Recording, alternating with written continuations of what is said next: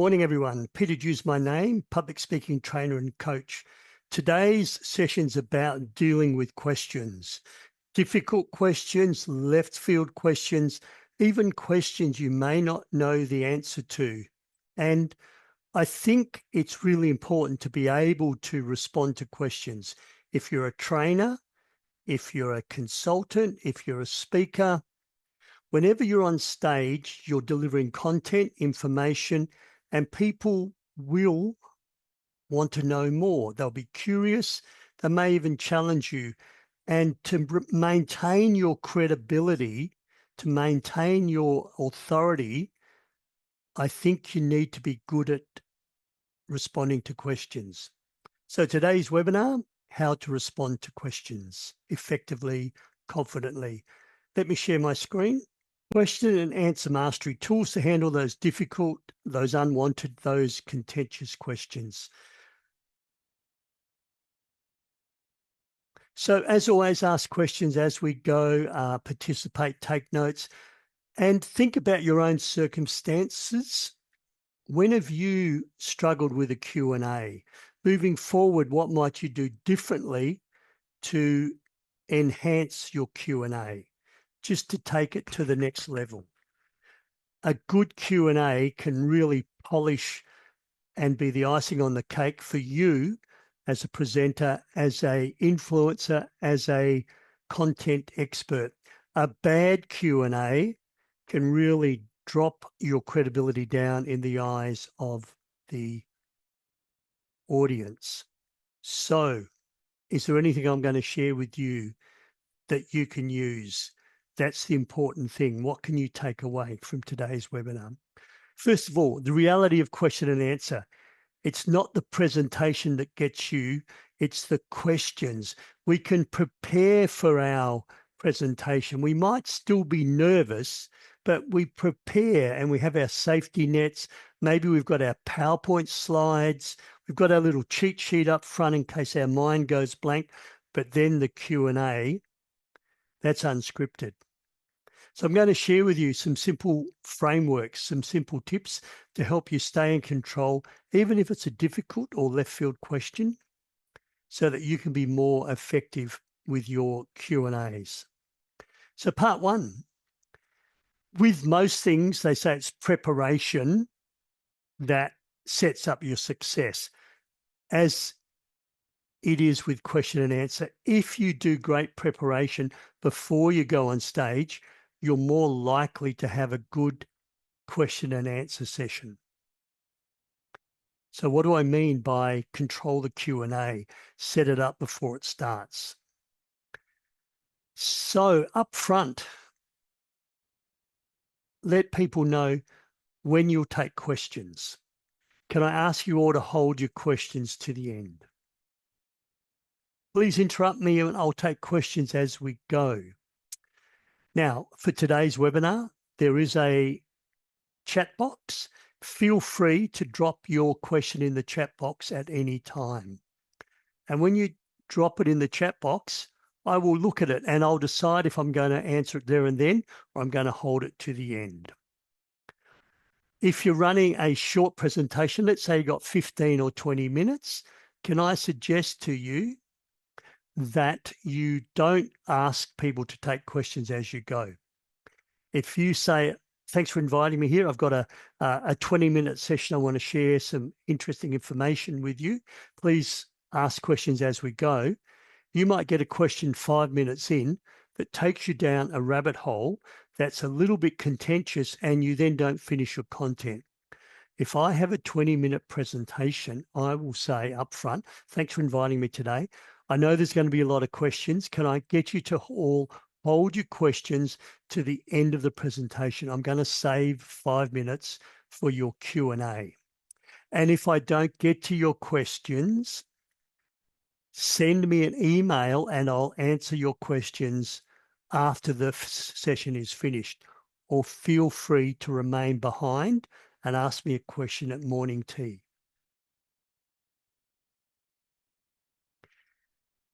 You set the rules when. When I run a one-day workshop, 7 hours, morning tea, lunch, afternoon tea, I let people know up front, there's no silly questions. And please, if I say something that you're not sure about, put your hand up and we can have those questions there and then. You won't be able to do that with a 20, 30-minute session.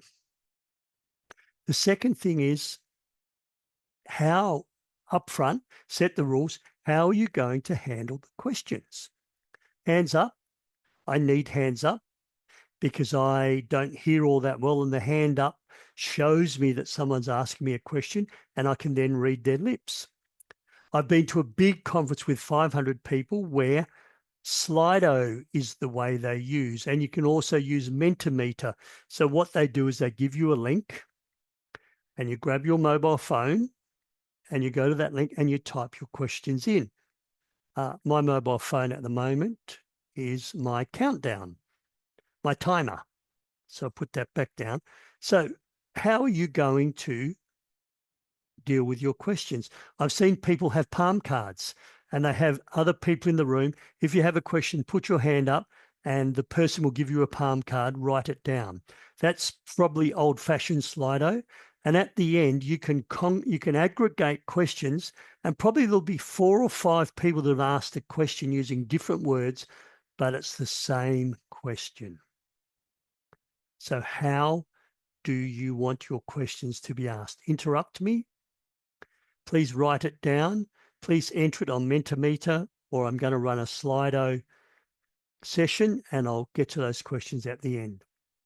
Another rule you can do, especially with short, sharp sessions and maybe contentious, angry people, set a rule up front. So thanks for inviting me here today. I've got a lot of stuff to cover and I know there's going to be a lot of questions. Can I ask you all to limit it to 1 question per person? So Bill asks me a question, I answer it, and then Bill comes back for a second question. So Bill's not going to play by the rules. Bill is my heckler. Thanks, Bill. As we agreed up front, 1 question per person.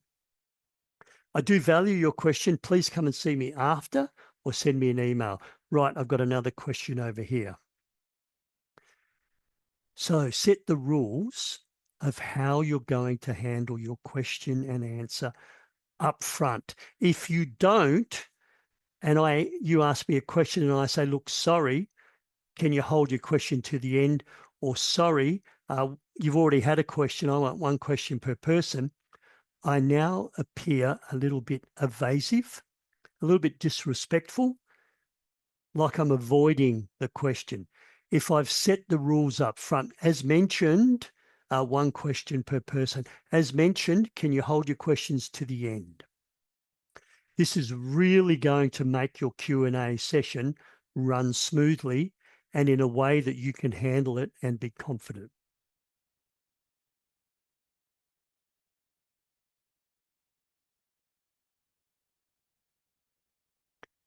Set the scope and the purpose of your Q&A session up front. What do I mean by that? I'm here to talk about this. I cannot comment on this. This gives you permission to redirect those questions outside of scope to a later session, to an alternative source of information, or to even park it to be dealt with at some later time. So for example, today, I'm here to talk to you about the logistics and the time frame of the new project. This is really exciting. It's going to move us forward with our IT system. So I'm going to talk to you about the logistics and the time frame. I cannot comment on budget or financial constraints. If you have any questions to do with budget, you need to hang on to them or go and see finance directly. So now I do my presentation. Are there any questions? And Bill, once again, Bill's my heckler today. Peter, how can I afford this? My department, we've got no budget left. How can I afford to train my staff? I've got no money. Bill, as I did mention, I'm not here to talk about budget or finance. You need to take that up individually with the finance department. Once again, because I've set that rule, that scope up front, I have permission, I have context in which I can shut someone down when they go outside of scope. And this is really useful when you know you're going to be having some hecklers in the room, or people are going to be worried about something else. And you'll see politicians do it sometime. They're doing a press release, they're doing an announcement on a policy, and a question comes about something else, and the politician will bring the journalist back to the purpose. So I'm here today to talk about this. We can have a conversation about that some other time. The other preparation you can do is anticipate the questions, especially those difficult questions. So think about your presentation. Are you delivering bad news? Are you delivering sensitive information? Is there any political or cultural tensions you need to be aware of? Are you downsizing? Are you removing some money, funding? Are you amalgamating some units? Is there going to be job losses? If that is your presentation, anticipate the questions you're going to be asked. So prepare your position, have some wording, have some rationale.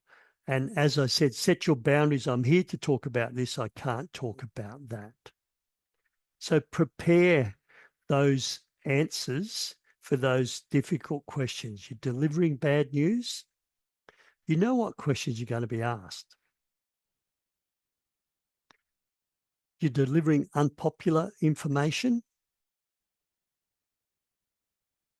Move into your audience's footsteps. What questions would they ask? If I was getting that news and that was going to affect me, what question would I ask the manager, the human resource person, the leader who's delivering that message? So the first stage of great question and answer session is do your preparation and set it out up front. The way you're going to answer questions, the timing of your questions, and anticipate those difficult questions and what you're here to talk about and what you're not here to talk about.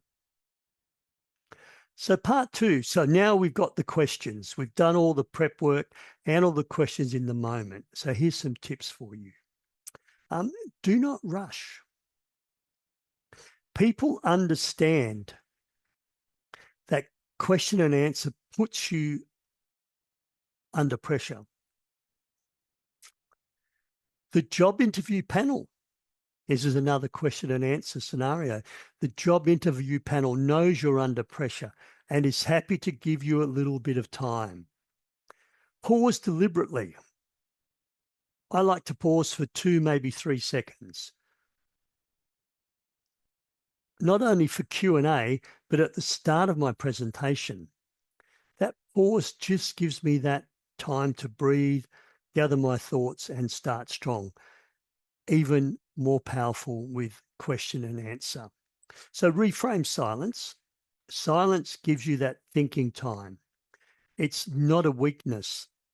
I call it the power of the pause. The other time I use pause is when my mind goes blank. I forget what I'm going to say next. I pause, I smile, I remain confident, and 90% of the time, what I was going to say will come.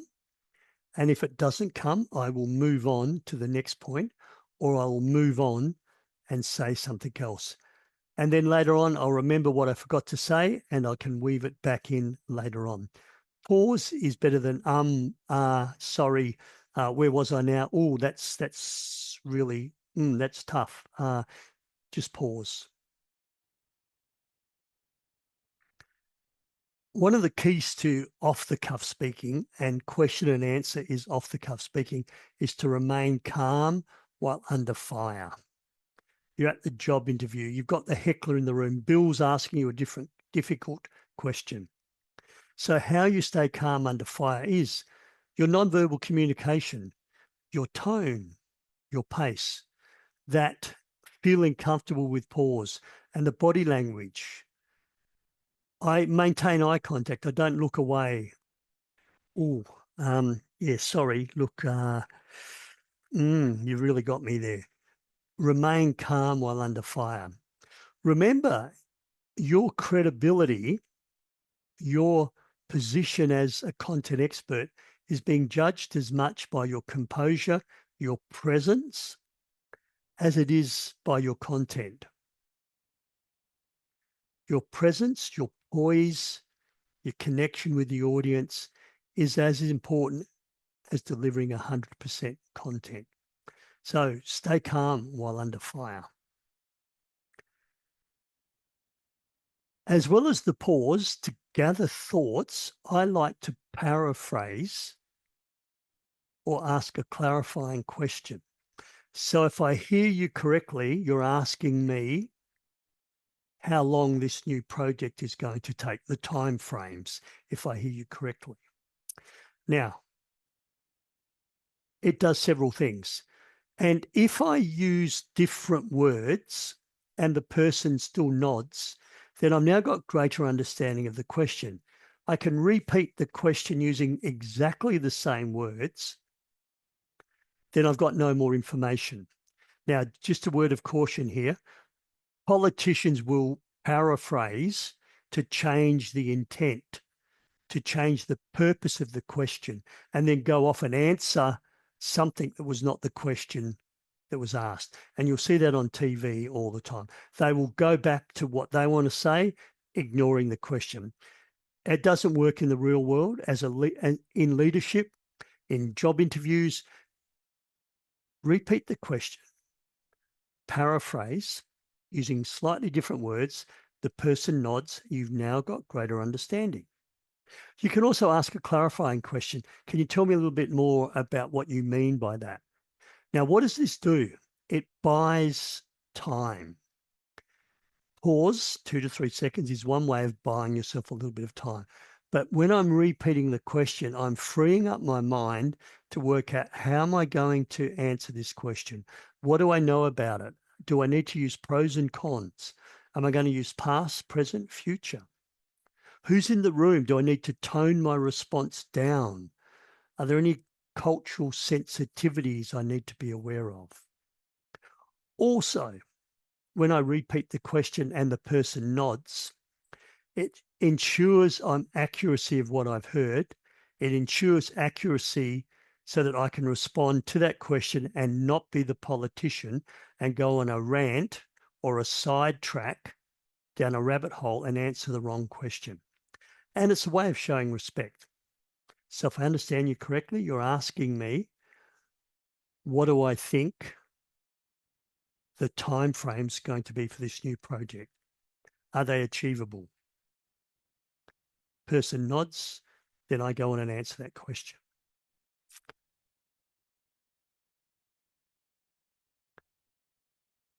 As you're asking the question, as you're as you're paraphrasing the question, as you're pausing, use this time also to check the appropriateness of the question. Does it fit with your scope? Is it culturally appropriate for everyone in the room?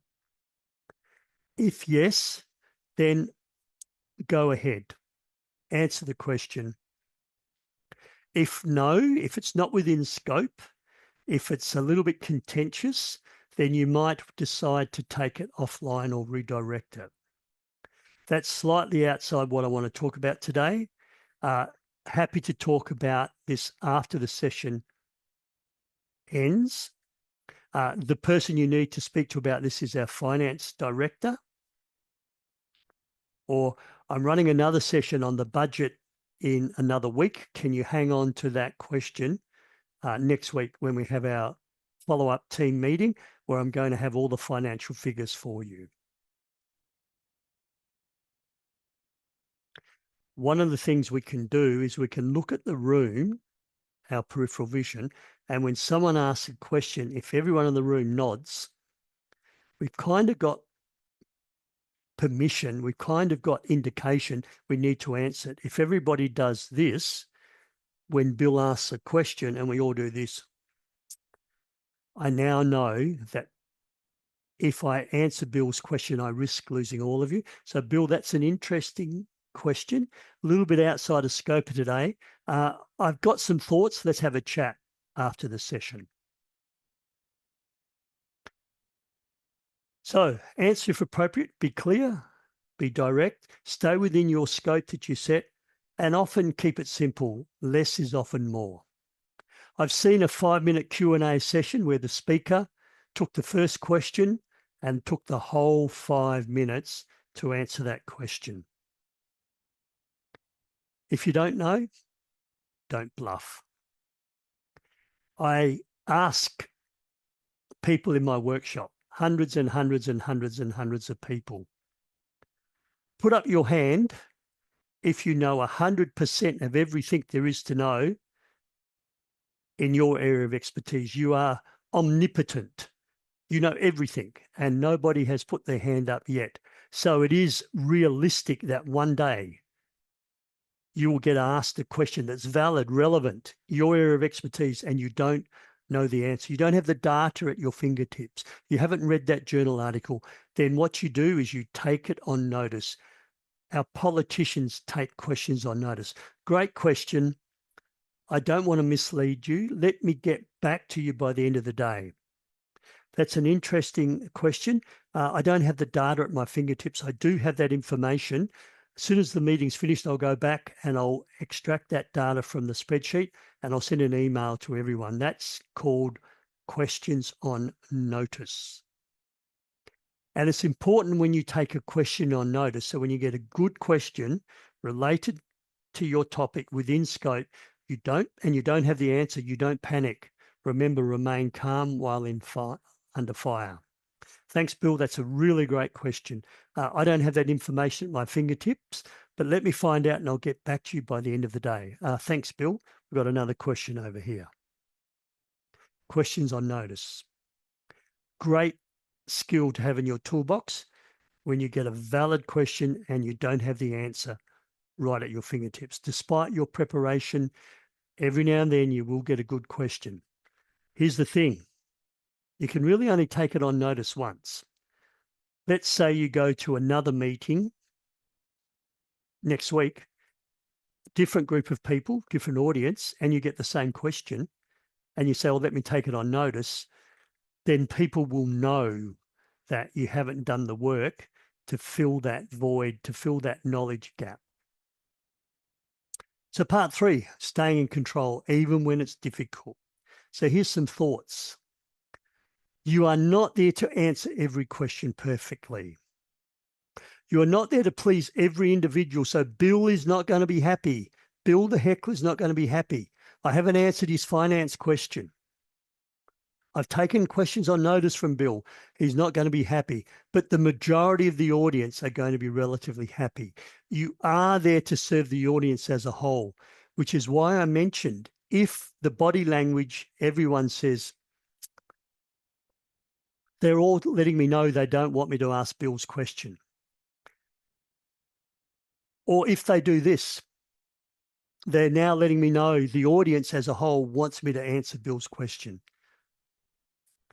You are there to serve the audience as a whole. The health and well-being of the room is more important to me than one individual who's a heckler.